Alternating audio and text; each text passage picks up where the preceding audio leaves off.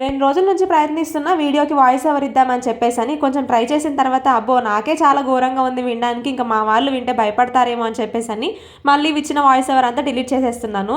Already video post చేసి 2 days అయిపోయింది కదా! మీరందరూ కంగారు పడుతుంటారని చెప్పేసని ఈరోజైతే ఇంకా వీడియో పోస్ట్ చేసేస్తున్నా. మన 15 రోజులు కూడా కాలేదు నాకు ఈ జలుబు, దగ్గు అన్నీ తగ్గిపోయి మళ్ళీ మొన్న ఊరెళ్ళొచ్చామో లేదో మళ్ళీ స్టార్ట్ అయిపోయింది.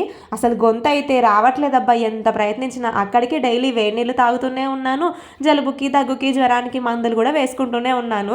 ఒక్కసారి పట్టిందంటే అప్పట్లో వదిలిపెట్టేది కాదనమాట ఈ దగ్గు, జలుబు. అక్క రెగ్యులర్ గా వీడియోస్ పెట్టట్లేదేంటి, పూజ వీడియోస్ పెట్టట్లేదేంటి అని అడుగుతున్నారు మన వాళ్ళు. పూజ వీడియోస్ ని మీరు అందరు ఎంత మిస్ అయిపోతున్నారో నేను కూడా అంతే మిస్ అవుతున్నాను. కాకపోతే నాకైతే కొంచెం కొన్ని రీజన్స్ వల్ల కుదరట్లేదనమాట. ధనుర్మాసం స్టార్ట్ అయిన దగ్గర నుంచి కూడా అడుగుతున్నారు అక్క పూజ విధానం చెప్పండి అని. కాకపోతే మేము ఇప్పుడు చేయకూడదు అని చెప్పి చేయలేదన్నమాట. నేను ఇంకా పూజ చేసుకోవడానికి నాకు ఒక 1 వీక్ దాకా అయితే టైం పడుతుంది. అందుకని ఈ లోపు మీరు అందరు కూడా రెగ్యులర్ గా పూజలు అయితే చేసుకుంటారా అలాగే చేసేసుకోండి. తర్వాత ఇంకేమైనా ఇంపార్టెంట్ డేట్స్ ఉంటే నేను తప్పకుండా పూజా విధానం ఇవన్నీ షేర్ చేస్తాను. అలాగే సప్త శనివారం వ్రతం చేస్తున్న వాళ్ళు, చేయాలి అనుకుంటున్న వాళ్ళ కోసం కూడా ఫుల్ వీడియోస్ మన ఛానల్లో ఉన్నాయి, ఒకసారి చెక్ చేయండి. అండ్ సుబ్రహ్మణ్య స్వామి పూజ గురించి కూడా చాలామంది కొన్ని డౌట్స్ అడుగుతున్నారు. వీలైతే ఒకరోజు లైవ్ పెడదాం అనుకుంటున్నాను. ఏ రోజు అయితే లైవ్ బాగుంటుందో మీరే ఒకసారి సజెస్ట్ చేయండి.